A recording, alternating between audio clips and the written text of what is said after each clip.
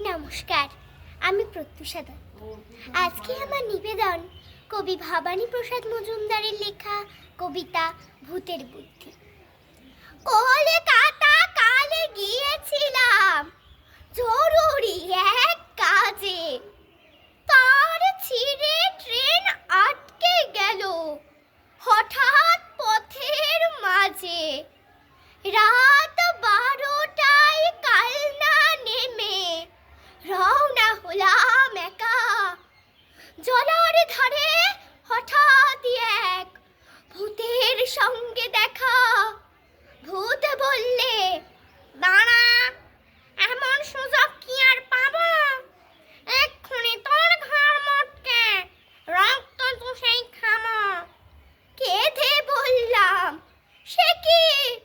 আমি থুড়ে থুড়ে এক বুড়ো, আমার দেহের রক্ত শীতল, ঠান্ডা বরফ পুরো।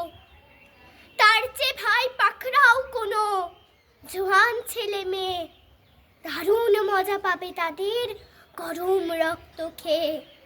ভূত বললে, হোক ঠান্ডা, করবো তোকেই সবার।